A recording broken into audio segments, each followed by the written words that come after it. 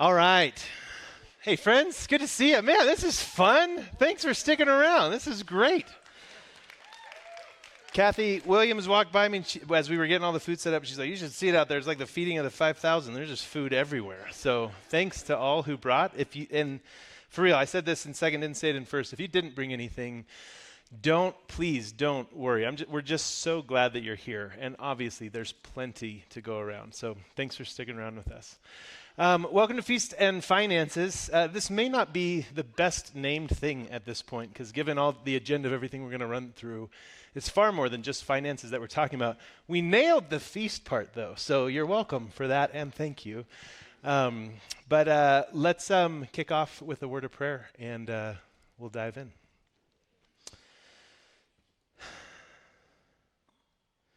Jesus, this church is and has and always will be yours.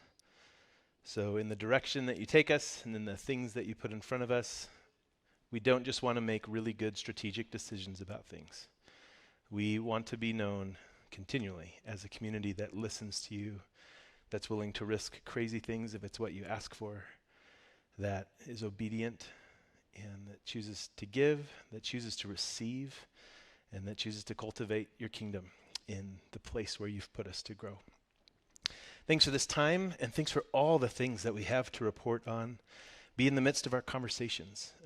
Let this continue to be a flowing prayer and worship to you as we share just all the things that are going on. And we know that there's a lot still to be done. You didn't come back yet, so we're going to keep at it, at this thing that you call the church, until you do. And so to that end, help us at the end of the day to be found faithful. It's in your name that we pray. Amen. All right. Well, cool. Well, I'm glad you're here. One of the things that I hope we're doing better at is getting in front of you. Who are the elders? And you're going to be hearing a lot of different pieces of conversation today where the elders have chatted about things or different decisions are in the process of being made. And you might just be thinking, man, I just wish I knew who they were. They are on our website. But real quick, if you're an elder in the room, would you mind just standing up real quick? I just wanted to acknowledge these are folks. Thanks, y'all. For sure, it's a volunteer role, and anytime you give finances to or give time to a church, it's a big deal. I want to particularly thank these folks too, and invite you to do the same. I think in the last couple months have been more profoundly impressed by the weight that they carry in the decisions that they make and in the things that they do. There's a lot of prayer that goes into this team, and a lot of wisdom that is expected. And they're human beings who are doing an incredible job. So as folks who are leading these conversations and these things that are happening, wanted to make sure that you knew them by name. Okay, we've got a handful of things today. So just to set the table for us a little bit, we are going to do a quick backwards-looking report on the Runway Campaign and just walk through where are we on that. We also have a handful of things we wanted to report as we're looking forward, such as the Use Taskforce Committee, the Habitat update, our staff and elder retreat that we had last month, and just kind of bring you up to speed on a whole bunch of those things. So without further ado, we're going to jump into the Runway Campaign. Just as a quick, there's been some funny conversations with folks that I've had recently. One of them starts with this. So what's the deal with the parking lot? So it's very tongue-in-cheek that ended up in the email that went out on Friday. We are not building a parking lot yet. That was not part of the Runway Campaign. So just as a review, here's what the Runway Campaign said it was going to do. We knew that we had about a $120,000 budget shortfall that either was demanding that we make staff cuts because it was the only place we had to cut from at the time, or demanded we need to find those finances somewhere. We also knew we have been short a worship arts pastor, and at the time we were also down a student ministry pastor. So both of those were a second part of what we wanted to do with the Runway Campaign. And then the last thing, which was intentionally the last thing, was if we can get there, we do think that relationships matter incredibly. We would love to be able to have a better relational space here at the church. If we could build out a cafe, it's been in our master plan for a long time. That would be incredible. So that's what, when we had talked last year about the Runway Campaign, what is it? What are we trying to do? Just a reminder, that's what it was for. Now we would like to report back to you on how we're doing. So, great. So I'm here to explain some graphs to all of you. This wonderful color-coded graph represents all of our income versus all of our expenses. So the way that you read it is the green part is the offering, and then the orange is the Runway Campaign, and then royalty would be our oil and gas money, and then just any other income would fall in that blue. And so if you look at it month over month, really since June to March, you can see that the Runway is doing what it was supposed to do. So if you look at the income, just the offering, the green versus the blue, you can see that the green is below the blue all the way across the board. But then you can see that when you add in all of our income, that it ends up being over what we're spending. And I think that when you see it like this, it's hard to get kind of a culminary or a culmination of how much it looks like altogether. So if you go to the next slide, Zach, this shows in that same period of time how much money we've brought in versus how much money we've spent. So all of that to say that Runway is on track. It was supposed to help us bridge the gap between what we were bringing in and what we were spending, and it's done that. And we're still, obviously there's still some more money left to go, but there's still some more time left to go as well from when we had planned Runway to get us through. So that was supposed to get us through December of this upcoming year. Awesome. And then finally, just wanted to bring your attention to one more graph that has some of the same information on it, but it's always available to you. So if you, like the QR code in the back of your chair can get you there, but also on our website, you can navigate to this, which updates every month. It shows how much money we're bringing in versus what the budget of what we're expecting to be. It shows the Runway Campaign, but then also at the bottom on a different timetable. This one actually goes from October to now, so that's why it looks different from the one I just showed. But it's showing how much money we've spent versus how much money we've brought in. So you can get an idea on an ongoing basis what the financial health of this organization is. But that with a caveat. I don't know any other church that does it to where it's live like this, which could mean that we're not very smart. It could be that we're just asking for trouble by just being transparent and showing you what's happening as it's happening. But I know that some people have said, we would like to know, especially near the end of the month, if we're coming short. If we're short, we might, give more. There are scenarios where they just want to know how we're doing. And so that was kind of the thrust for it. Is like, man, we have that information. Why don't we share it with you? With that in mind, though, just know that it's not a carefully curated report that is put together and then sent out. This is just pulling information from our reporting software. And so what that means is that it could look confusing, like especially the current month that shows 8,000. Depending on when the money comes in, when it's addressed in our books, we're also on a accrual system versus a cash system, and if you don't know what that means, don't worry about it. It just means that all those numbers are going to change depending on how it's logged in the books. So the number one takeaway here is that this is helpful until it's not. And when it's not, it's when you're confused. And if you're confused, please ask us before you make conclusions in your own mind with missing information. So if you have any questions, just email Zach at dc2.me, and he'll find the answer for you. I think that's it. Fantastic. Yeah. This is the guy who about 40 minutes ago was strumming a guitar on stage and leading. It's amazing that you can do all of these things. We'll deserve. Jimmy, thanks for your work on these things. Yep.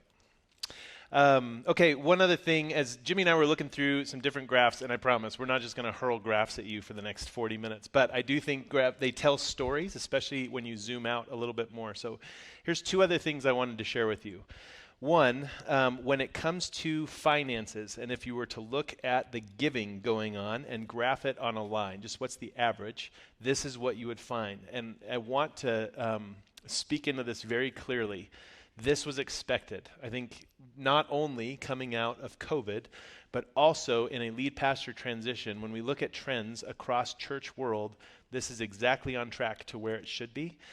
We also are dealing with some inflation, and we're also dealing with some of the runway giving hitting at different times. And so just wanted you to know that's where things are at on a monthly level, but I think there's great reasons why, and it's not something at this point that we're ringing loud alarm bells around, but it is something that we do want to keep a close eye on. Part of what keeps those alarm bells not being loud is this next thing that I'm going to show you. This is attendance. And the whole idea of the Runway Campaign is, man, we're just seeing so many new people come It would be a shame to readjust and to downsize this church if we think that it's going to catch this upward momentum swing. And so while the finances may be going down, we are seeing attendance steadily climb. And so with those two things together, we're seeing now, even 9 months into an 18-month campaign, we're right on track with where we thought we would be, and that's something that we wanted to celebrate. So, yeah, cool. All right. And then the next step, so that's all the financial side. Also, if you have not yet been to a Floats and Finances, what we used to do before, we will have a Q&A at the end that we will keep abbreviated. We'll also be asking for some feedback, which I'll talk about in just a little bit. So if you have questions as we go, hold on to those and just know that there's a space coming for that. But that is the financial update from the Runway campaign. But again, it wasn't just a financial campaign. There was more going on in that. So we knew that we needed a new student ministry director, and you saw him and his dog this morning, Daniel Maxim. So that's rocking and rolling. He and Amanda are expecting a baby this summer, which we're so excited to meet this little kiddo. But that's in the books. And the second thing was a worship arts hire. So wanted to update you on this part of the process. Back in August, when we knew that we had the funds that we could actually move ahead and hire somebody, we began putting things together. So a handful of folks in this room have been volunteers on stage, a part of our worship arts ministry. Also, in addition to the work that they do on stage, said I would totally be on an interview team for a worship arts director. So what we've built in our process is they're our team A, and any applicant that comes in, they're the first screen that comes through to say, do we think this person aligns just with the flavor, with the idea of what Discovery is? And for the folks that make it through that part of the process, and there's a couple steps there, then they make it to the B team. And the B team is a handful of staff from across a couple different departments here, and we're vetting. So at this point, we've gone through 20 plus folks that have applied for this position. We've had 9 of them survive through the round of the A team, and those 9 have been incredible. 4 of those have made it through that process, some of which chose to back out of the process, some of which are still moving forward, but wanted you to know we've got some folks, and I will speak for myself. I'm terribly excited about the level of talent and the folks that we have wanting to come be a part of this church family. So wanted you to know that's still happening, and you can expect to hear more as soon as we have somebody to tell you about. So that's the worship arts hire.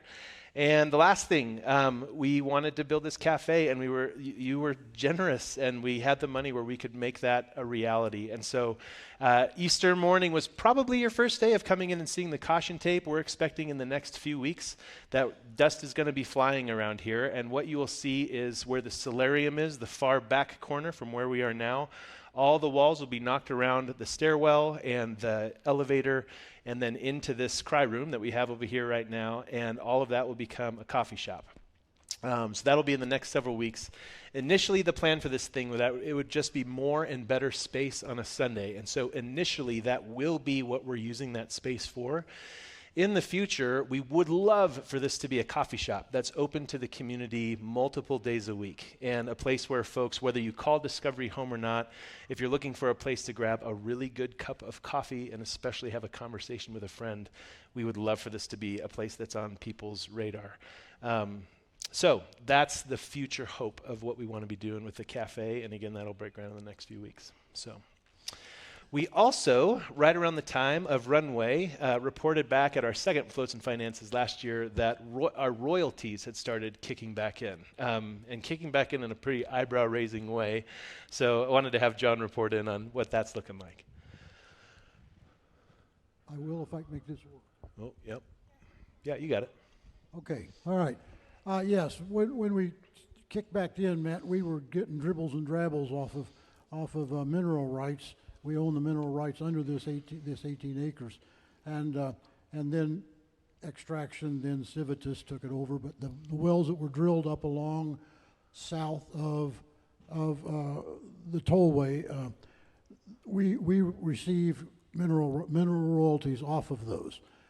When we first started, the first couple of months back in June and July, when we first talked about this, we were hitting about $25,000 a month from mineral rights, which is a huge blessing from the Lord and from the oil and gas in the ground. That has since not dribbled, I shouldn't say that at all, that's a terrible word. It has since declined, and in the last 4 months we've averaged around 14,000.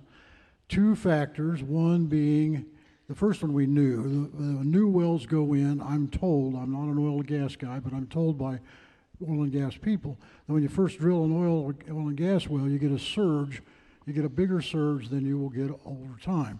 So those $25,000 a month checks were wonderful, but they were early surge checks. Secondly, if you recall, last summer, oil prices were around $100 a barrel, and so we were getting a surge of high-priced oil at that time. Now it's dropped down, the oil price is down in the upper 70s. It's averaged that for the last 4 months, and the production rate is off. So we're running around 14,000 a month. We don't know how to count on that. Maybe it'll even decline a little more with production down. So, and who knows how? If I knew what the price of oil was going to be, I'd go to the futures market and make us a lot of money. But anyway, we can count on something around 10 to 12, 14,000 a month from that, which is a huge blessing for a church of our size. I can answer questions about that later if there are any. Cool. Great. So with that, just a reminder, we are not building a parking lot, and that is the update on just the Runway Campaign side of things. So for the rest of what we have in the agenda, I'm going to ask these guys to step off the stage, but then we'll bring them back up for the Q&A. So guys, thanks for your help on all this. Yep, that's great. All righty. February, we announced to the congregation on a Sunday morning that both Jimmy and Renae are going to be stepping down from their posts, both for really good reasons. If this is news to you and you're hearing it for the first time, Jimmy, I've continued to watch. If you've not taken the Leadership 1 class, Jimmy is one of the instructors for the Leadership 1 class that we do here at church. Watching him walk with people, thinking through systems, thinking through family systems, thinking through Enneagram work. He's amazing. And over this last year for Jimmy, paying attention to those things in his own heart, as great as he is at graphs, I think he would be the first to tell you, like, on my list of things that are life-giving, graphs are not one.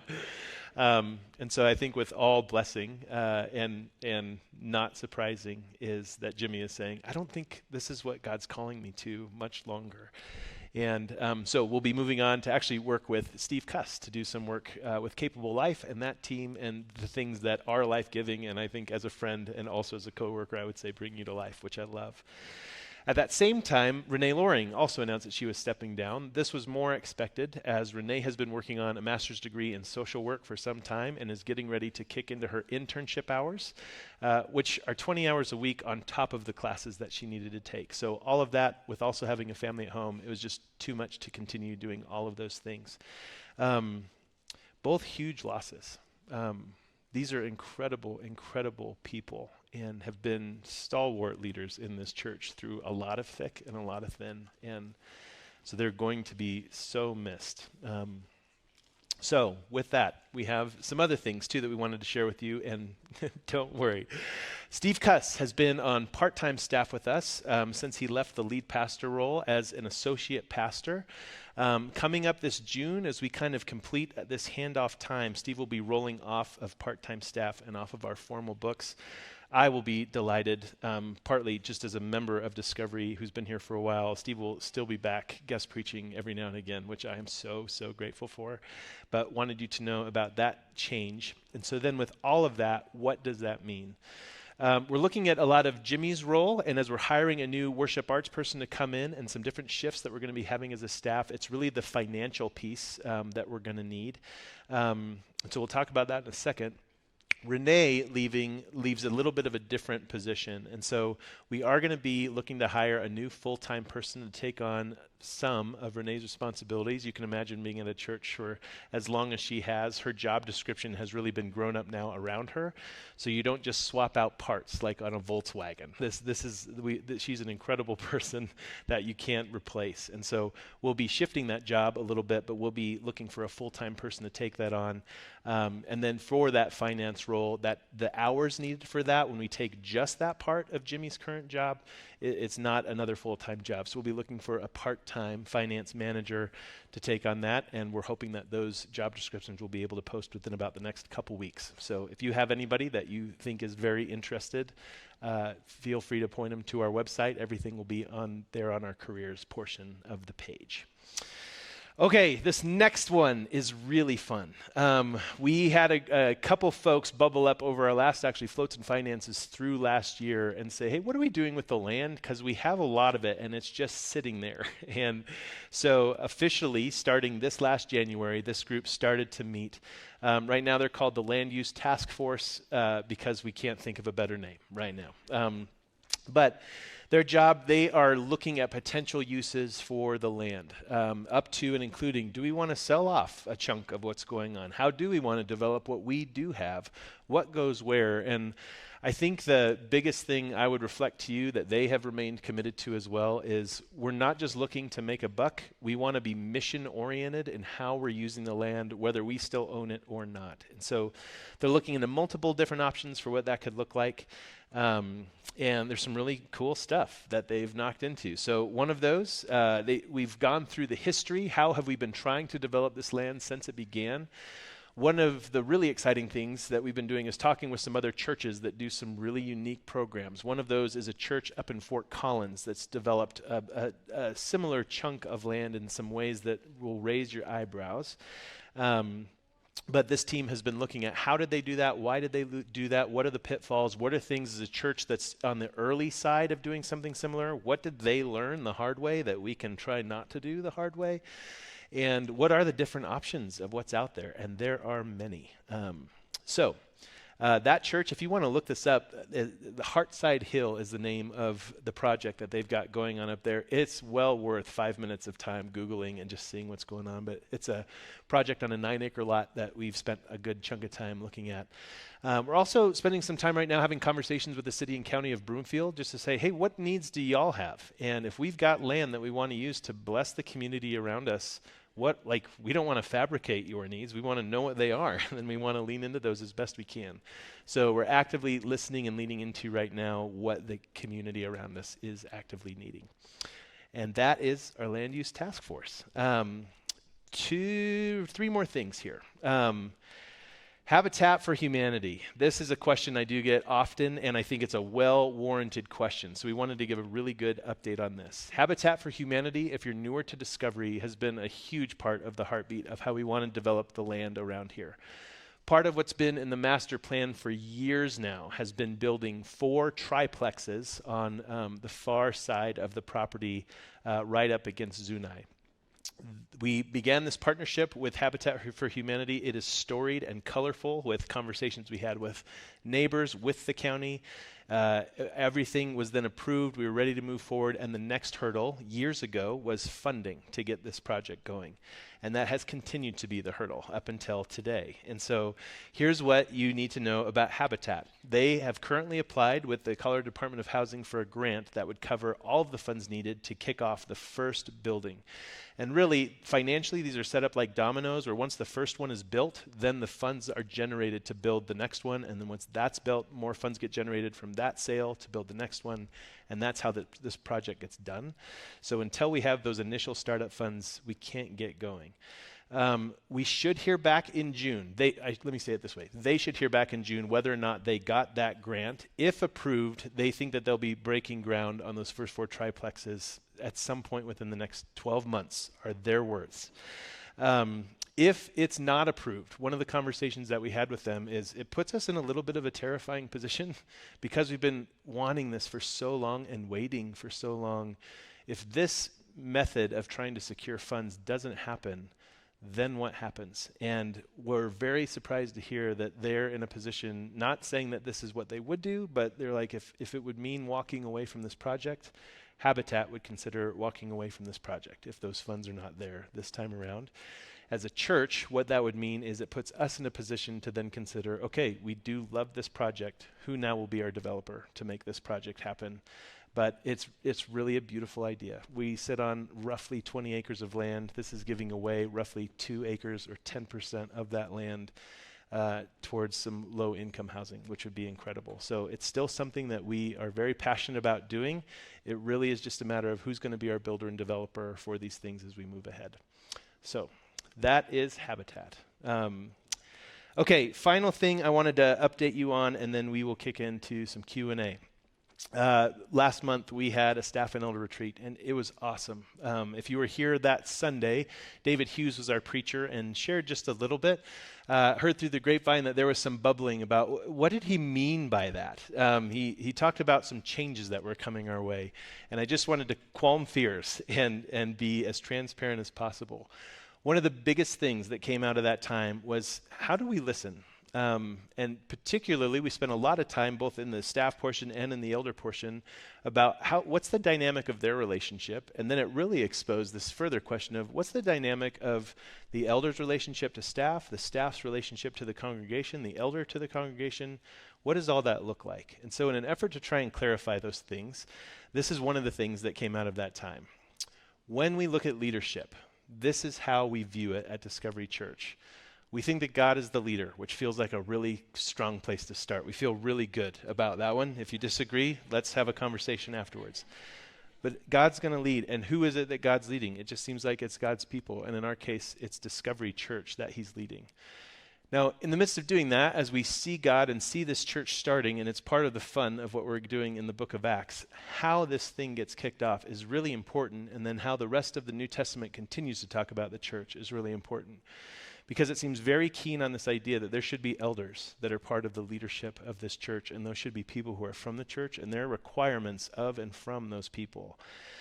Also, how we do it in the West is we also have a church staff. And there's an overlap between those two where the lead pastor, in Discovery's case, serves as a connection between our elder team and our staff. And so if we pause here for a moment, this is how we view leadership at Discovery Church. We listen to a God who first is talking to a congregation, but that congregation is being led by a group of elders who the lead pastor is a part of, who are leading a staff, who are then leading that congregation. Now, this can feel pretty top-down and patriarchal if we just stop there. And so I think there is one additional piece that feels really important to address when we're looking at this, and it would be this. How do we listen at Discovery? Because in all of my experiences of leadership, leadership isn't a job that's just up to the mind and the thoughts and the talent of the person or the couple of people who are in leadership. Leadership is a practice and a posture of listening well. And so how do we listen at Discovery? And I think it's best said, this is how we want to listen. We want to be a group of people where all of us are listening to God, where the elders are listening to the staff, where the elders and staff are listening to the congregation, and where we expect, and it was part of our message today, that God is also listening in with us, that it is part of how he leads and chooses to coach us along. So, in that, one thing before we kick into Q&A for today is we'll be doing something new at Feast and Finances, and it'll be on our website throughout the year. But right now, on the back of the chairs, if you kick into that QR code, there's a link right now to offer feedback. And if there are things that you're just like, I am passionate that somebody hear my thoughts on this, we want to listen. We don't want that to be something that feels like you got to keep that to yourself because decisions are being made and your opinion doesn't matter. So if there are things that you want to share that you don't get the time or place to share, know that that's there, and we will commit that every single one of those will be read by a staff or an elder. And we'll be using that for a variety of things as we move into the future. So the other things that came out of that retreat, because the idea was really, what do we feel like God's leading us to next? Here's what we landed on. We are a church post-COVID, post-lead pastor transition. There is a lot of things that are feeling unsteady. And we really want a time where health is the thing that we pursue. And that can be held in tandem with growth. Do we want to emphasize growth or health? Those are not always mutually exclusive things, but it felt to the staff and to the elders, if we could have a next season of Discovery that is spent focusing on the relational, the spiritual, the financial health of Discovery, that would be our choice of greatest emphasis. And in their own listening to God, it just felt like this is the direction that he's moving us in. We wanted to spend some time overhauling our values, and this is not a throw those out, start from scratch. This is we have a newer staff, really, when we look at when our values were penned. And we have a new group of elders, and we have a new season of our church coming up. And so as we're looking at values are something I think if we're going to have them should not just be on a document or on a website. They should be felt. They should be palpable in a place. And so for us as a staff and as a group of elders, it felt like we need to spend some time looking at those and letting those seep into the DNA of who we are and how we're doing and what we're doing here, so that we're really leading and leveraging what those are for us. So we have a group of staff who have been looking at those and will be submitting those to our elders. And I think you will be delightfully surprised, or maybe not even surprised, maybe just delighted, that what they're doing is a platform that's been built off of the past of what Discovery has been, which we love and I think have honored it well, and are also looking beyond to this next season going, who have we been? Who will we continue to be? And let's write these things down so that we know what we're inviting other folks to. And then the final thing, we wanted to develop a relationship covenant between the staff and the elders. And this would be a formal document, but something as we continue to work together as these two concentric circles, that as there's times in the future where those two groups particularly continue to lead this church, that there is a clearly defined, this is how we do relationship, and this is how we lead and listen together. And so the elders are working on that document, which they'll be submitting to the staff. And we will let you know once those are all done, and I am terribly excited about that. And then some of the last things that came out of that retreat, there's implications if those are the goals that we're going to be shooting at for this next time. One is that if we're going to pursue a season of health, there are likely things that we're doing right now that we probably should stop doing so that we're not continuing to spin plates, particularly as we're looking at a season of having fewer staff so that the remaining staff don't just absorb more stuff to do. So here's some of the things that we know are in front of us. We're going to need to step away from our Bethel University partnership. This was actually a pretty easy thing to decide, because as we got further into getting the ground ready to get BUX off the ground, the idea, frankly, just wasn't holding water how we wanted to do it. At the same time, Flatirons opened a very similar program for college-age kids out of their church. And as we were looking at what's the typical makeup of the kiddo who would be coming to BUX at Discovery, some of the missional things we wanted to be doing through BUX, things just were not lining up. I think it was a brilliant idea that in the end, once the rubber started to hit the road, we realized this isn't doing what we wanted it to do. So we'll be stepping away from that, which at this point too is also fantastic because we haven't been able to gain a lot of traction on that idea. The second thing, we want to really continue to develop the idea of what discipleship and relationship in all areas of Discovery looks like. So you can expect to see over the next year a lot more momentum and time given to thinking through moments like this, where we're just together and where relationship, discipleship continues to be the goal.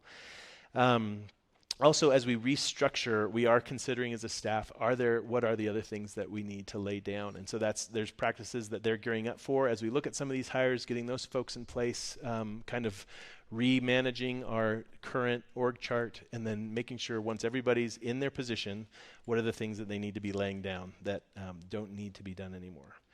Our goal, we're focusing on health. If we just get stuck there for this whole next season, what a bummer.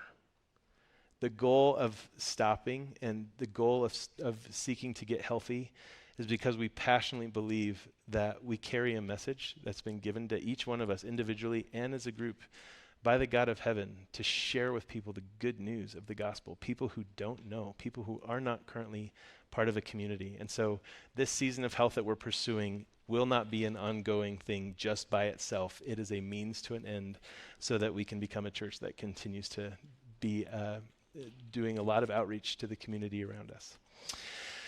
Whew, okay, that's a lot of words, you guys. I'm going to, rounds complete on this end. I'm going to invite Jimmy and John back up.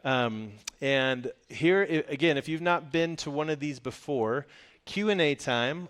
We'll be repeating, and if you can help remind me, and this is for the sake of the folks who will be watching the recording later, as you ask a question, I'll just make sure that I'm repeating the question, and then we'll seek to answer it together.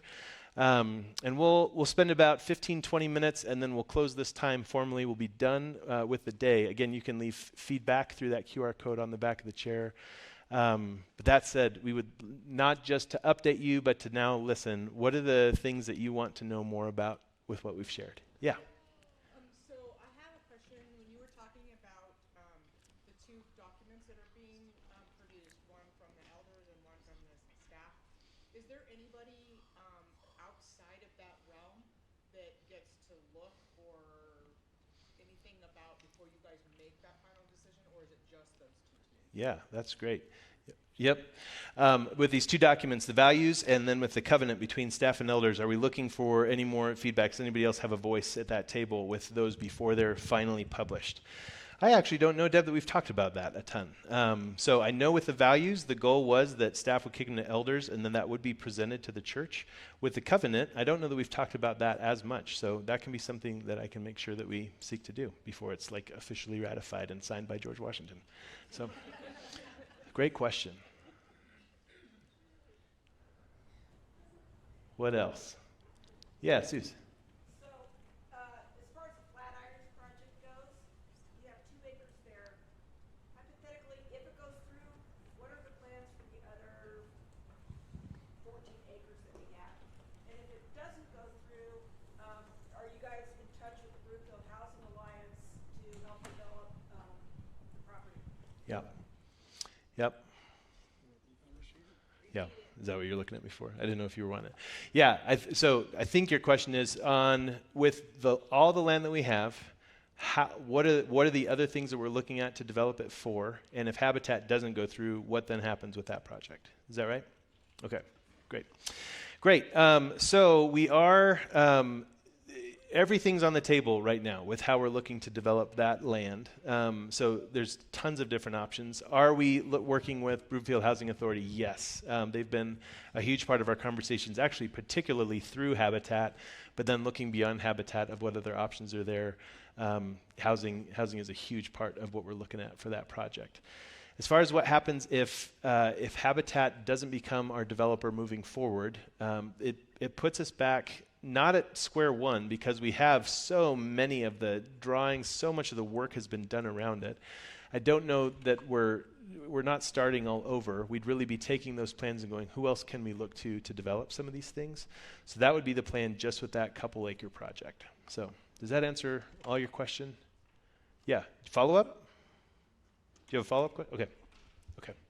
I'm going to clarify one thing. We said everything's on the table, but everything's not on the table. We had a really lucrative proposal by a big convenience store that wanted to go in right next to our entrance, and we concluded as elders that wasn't consistent with our mission and what we were trying to accomplish. So that's not on. Some things are not on the table. That's fair. Thank you. Yeah.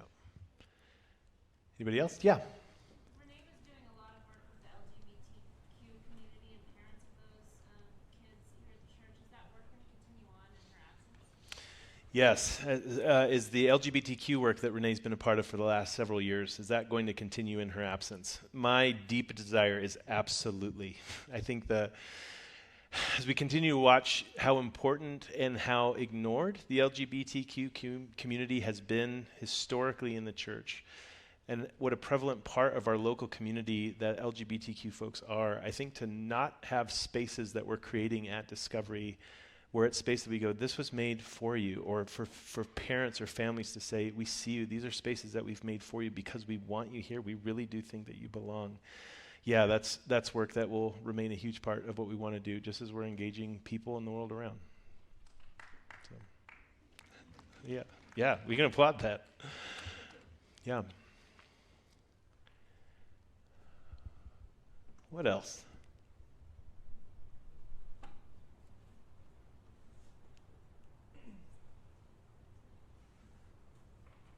It's 1:25.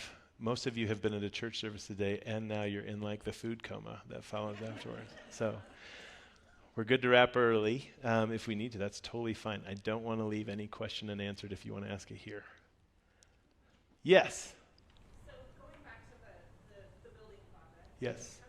We live just down the street, and where we live, there's a Catholic church being built, and they're in the process of selling off a chunk of the land to build their building. And there's a huge uproar in our community specifically because they want to sell it and build like 5-story apartment buildings. Yeah. Kind of thing. Yep. So my question is how does the community feel about the building? Like if everything goes through, regardless of the price tag or what money, how does the community feel about having that low income housing here? Or do we have feedback from the community? Oh, totally. Great question. Okay, so I think we capture that question. There's a Catholic church going into your house. They're looking to sell off a chunk of their land. Part of how that could be developed is for a 5-story apartment complex, and the neighborhood around is like, what the heck? Okay, so I am pleased, again, if you're newer to Discovery, to share with you that this habitat project has been in the works for years. And one of the first hurdles that was covered was how do we approach our neighbors about this? This went to the tune, too, of folks going door to door to our neighbors, making sure that they were aware as we were having conversations in front of City Council, which were some exciting times. There was just a lot of clarity around exactly what we were wanting to do and why. And so that ground actually was covered years ago at this point, and all of our neighbors have been made aware that this has been a project that's coming. I think one thing, just to be totally clear, is because this project has taken so long to actually break ground on, there very well could be a sense that we will need to redouble back once we actually start breaking ground of people saying, wait, I thought this was dead in the water, it wasn't happening. And so those will be things that we'll need to be keeping eyes on as a church and just being neighborly to folks around. I would say, too, for the land use task force, I know it wasn't as much of your question, but I think that's why things like a convenience store coming in also become things where we're not just thinking through how does that affect our church, but we are very much concerned about our neighbors and trying to be as neighborly as we can. So, yeah. Yeah. This is all being filmed. You're on candid camera right now. Gotcha. You've been punked. Just kidding. Just us are on. But this whole thing is being filmed, and so all that will be posted on our YouTube page. You'll be able to see everything. Go back. Yeah, you'll be able to zoom in on those. And if there's anything that you're like, I want to see that more clearly, just shoot me a note and we'll get it to you. Yeah. Yeah. Just one question. If the Habitat for Humanity grant or that process doesn't go through at all, has there been any thought of kind of maybe renting the land through people that receive Section 8 in terms of the money that is paid through Section 8 and paid to the landlord would be too high? I'm just wondering if there's any thought about that. Yeah, so I think your question is, if the habitat fails, is that the first part? If habitat fails, has there been any conversation around how folks who receive Section 8 funding, how they could be involved in the project moving ahead? Is that your catching you? And also, would the church also qualify for that funding? Because that's where a lot of the money goes to the landlord for people that are in Section 8 to find their own place. I wasn't quite sure that it's allowed because the church being a church and with the government agency Yep. and helping people out in Section 8 that are on church land. Yeah. Quite sure if that's Yeah, great. Okay. Tom, can I phone a friend here? Are you able to speak into this a little bit?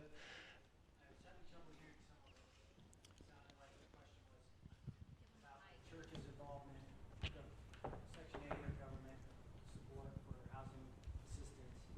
And in the current structure, Habitat will, thanks, John. In the current structure, Habitat would manage the sale of the units that they're building that would be for sale. Those would be permanently affordable mortgage deed properties that go through their time-tested system of selecting owners and funding and financing. There's one unit that we're seeking to partner with the city on and manage from a transitional housing standpoint. That may be what, more specifically, what you might be referring to, Melissa, but that, again, would not, our involvement will not be directly as a landlord. Like that would not be the position of the church to take. We want to come alongside and be a friend to the people who would be using those places, not their landlord. So the city or some other entity would actually be the managing partner, and the church would be in more of a supportive role from a community and other forms of partnership or assistance that we could provide. Is that helpful? Okay. Cool. Thanks, Tom. Yeah. Can you share with us with Jimmy stepping down, can you share with us how the finances are all dealt with that are coming into the church? Do we have a finance director? Do the elders decide where the money is being spent? Do the staff decide? If you can share the whole organizational chart of Sure. how it all works for us. Yeah, I can speak to that. Do you want to speak to that? Okay, great. I'm happy to. So here's our process. Starting in June, the staff, thank you very much. What's the financial process? How do decisions get made around finances as a church? That's a great question. So starting in June, our staff will go back to the drawing board, looking at last year's budget, looking towards what are the new things that we feel like God's calling us to, just beginning some of the initial conversations. But their goal over the first 2 months of the summer is build a new budget proposal. The way we did this last year, and we'll continue to do it, is they make 3 separate requests on just the budgets that they oversee. One is if I have everything in the world and if I can have it all, column A. If I get kind of like, here's what I really want, what I think feels like a pretty average shot, here's that middle column. And then if I'm working on shoestrings and bare bones, here's that third column. So all of that gets put together from each individual ministry, both staff people and volunteers who are overseeing budgets. All of that then gets pulled together, and we get our initial shot, usually with our executive team, who's some of our more senior staff, director level staff. We'll look at those big numbers then that are tallied at the bottom and go, okay, did we just grow our budget by 400%? Is our staff dreaming big enough, or are we shooting too small? We'll begin asking all of those kinds of questions.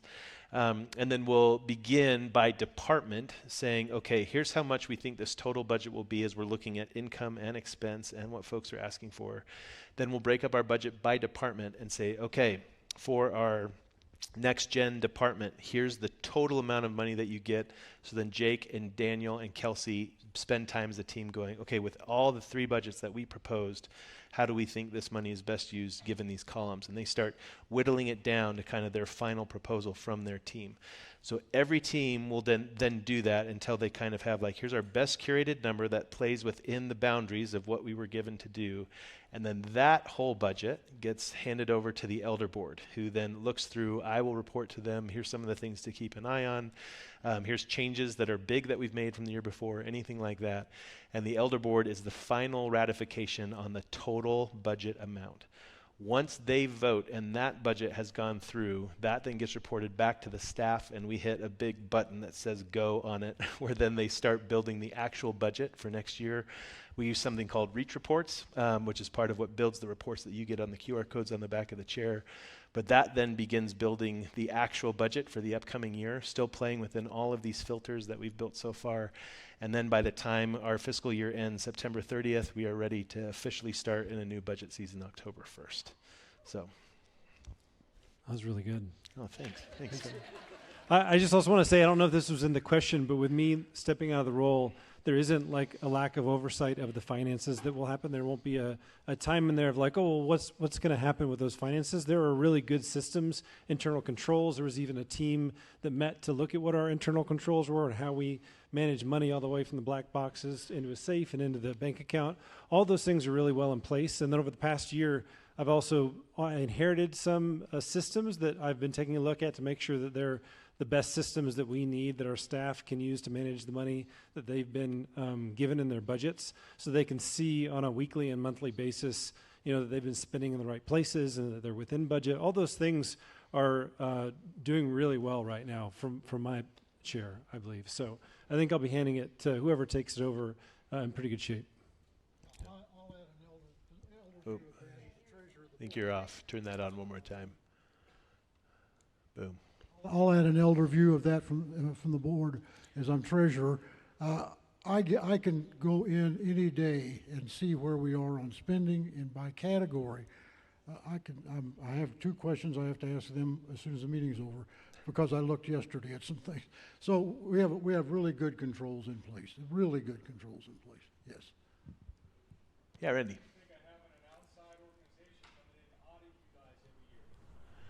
Yeah, we actually looked at that last year. Do you want to speak to that a little bit? Yeah, that question's come up often. The question was, why don't you have an outside, or do you, or what was it? Was your suggestion or a question? Anyway, it had to do with an outside audit. That's why we appointed a committee, one elder and I think there were 3 other people with financial backgrounds, to go in and go through the process. If the processes are right, then you don't have to worry about an outside audit. And I could see, and I as an elder can see I don't have to wait to the end of the month. I can go home right now and pull up all the details of where everything was spent. So I think it's very expensive to have an outside audit, and for our size of a church, it's not necessary. I've been an auditor for 30 years. Having an outside company come in and looking at the books provides security to what you're doing in the finances. My background is in finance. Before I was in sales and marketing. Sales and marketing kind of washed out my finance side, but I still have enough of it. I'm not worried about our internal controls. I have total confidence in our internal controls and our management of our money. I think too, maybe one other thing to speak into that is some of what led to the controls last year. We were looking at having an external company come in. The cost of what that would be is fundamentally a cost worth paying if that's a need that we feel like we have. So part of this controls team that was put together last year was kind of going on a fact-finding mission of what's our need at this point? What do we think is there? And I think that the report back wasn't just we think we're doing okay, like we're squeaking by, it's good enough. Their report back was, we've got a really good system. So I think, Randy, too, to be clear, that's not, having an external company come in is not something we're opposed to. I think it's something that we want to wait until we know, like, there's a need that would lead us to spend the money that it would take to have somebody come in and do a really good quality job. And at this point, it feels like it would be a waste of finances. So.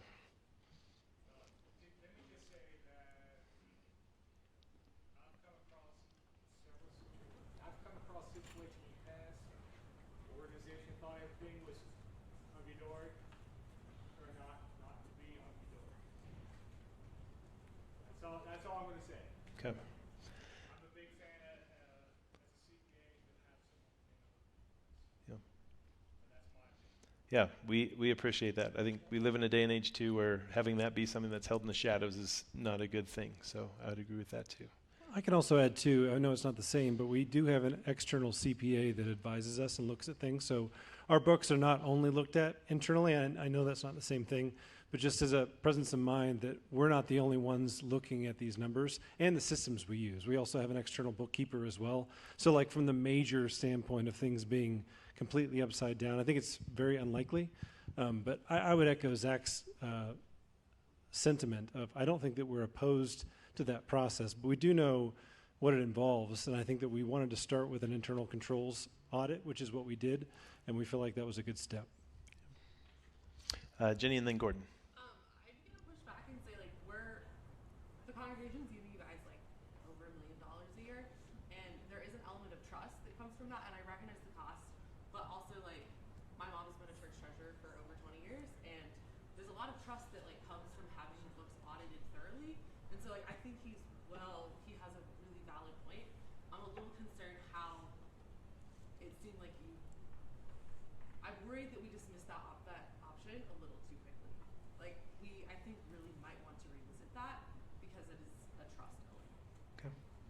Okay, so and I think this is a great example of, we can receive that. I think the point of doing a Feast and Finance is great. That just became an item on our next Elder Board agenda, and we'll discuss it as a team, and we'll be reporting back at the next Feast and Finances. So thanks for that. Yeah, Gordon? Yeah. Building the budget, is it built on a line item basis by department? Yes. And then secondly, Sorry, for the folks who are this is being filmed for, is the budget built on a line item basis? Yes, it is. by department. By department. Secondly, the financials. Why doesn't the church wish to provide some summary statements, financial statements, to the church on a perhaps quarterly basis or something like that? Oh, great. In my background, I was a finance director for a small city. My life was creating financial statements for many different funds. Yeah. Having an external auditor, come in to review such. I was also on the board at Crossroads. We also had an external auditor audit the financial statements. It wasn't, it did cost some money, yes, and it's been some time since I reviewed that number, but it's not, a crushing number. Yeah. It's provided. Okay. So get back to, what was your original question? I want to make sure that I'm answering that. You asked the first question. Yes. Was building summary financial statements. Yes. That basically communicate the activity by department or by function, and then a summary balance sheet. Great. So that's a great question. So the question is, as a church, how come we don't report more consistently, maybe quarterly is the suggestion, on more of a thorough report of what's going on, like line item by department? Is that the core of your question? Great. So I think there's a couple things I would say to that. I think one of the conversations we had right now on the QR codes on the back of your chairs that have the more general report back that, as Jimmy was talking about earlier, is live anytime, that you can see on any given Sunday. One of the anxieties that come with that is how much information is helpful and at what point does information become unhelpful because we're handing you all of this information without the ability to have a conversation and put context around it. Okay, great. Well,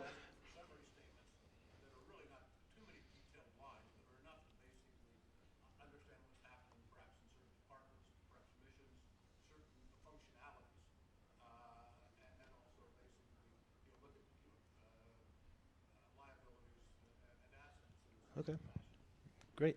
Yeah, hey, Gordon, would you be willing to make a kind of a suggestion or specific suggestion of what you'd like to see and send it to me, John Neal, and I'd be glad to look at that and say, here's what we can do reasonably well, and I'd be glad to look at that. Sure. Great. I think it's a great suggestion. Yeah.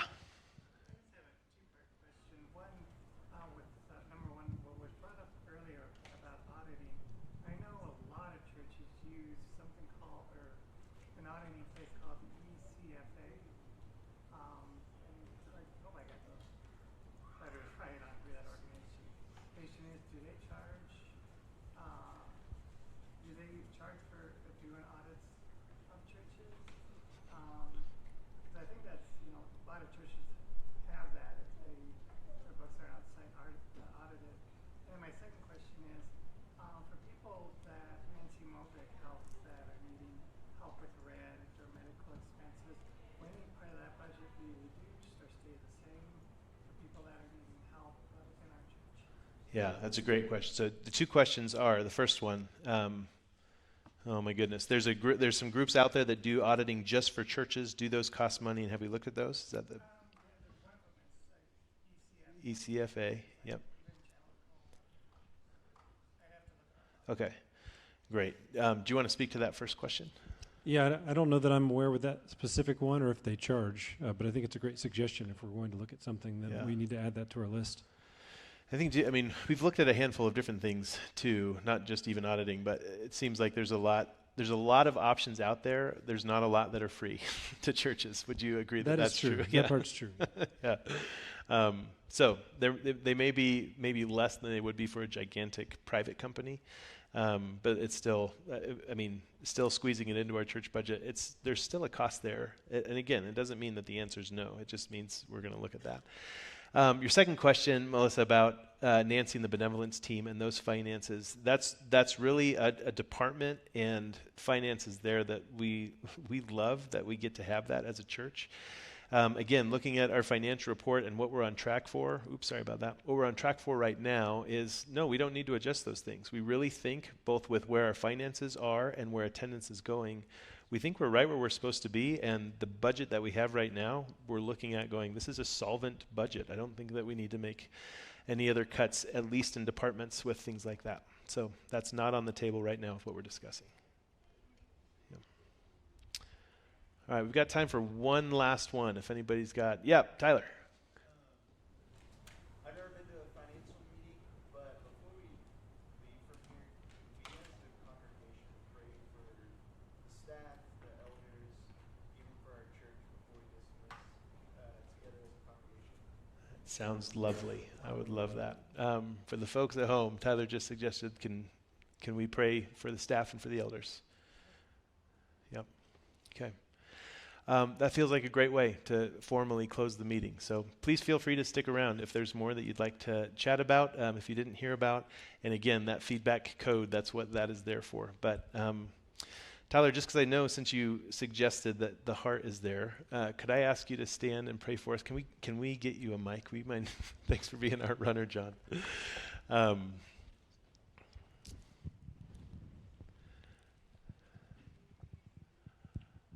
right. Man, God, I'm grateful for this church. God, just the things that they do within the community, and even together here within the church community and the church context. God, I pray that we would just honor and glorify you with our finances, individually and collectively as a whole. God, I just pray for the leadership, church staff, and elders that we have appointed together as a family to lead us and to guide us. And would you give them wisdom in the next couple months as they look at these things? God, I pray that they would take together the consideration of everybody within this room, just that they would be faithful and obedient to you. And God, I just pray that we would be a light here in this community together as a whole to make disciples of all nations, commending them and sending them out to be missionaries for the gospel in the kingdom of heaven. God, would that be the things that we care about, the things that we love? God, again, I just lift up our church staff and our elders to you. Just give them wisdom and guidance and help them to lead us in faithful obedience to you. It's your name we pray. Amen. Amen. Thanks, Tyler. All right. We're formally done. If you need to scoot, please don't feel like you need to stay. For those that are able to stay, if you can help us flip the room and get tables and chairs and everything put back away, that would be delightful. Thanks for your Sunday afternoon. Have a great rest of your day.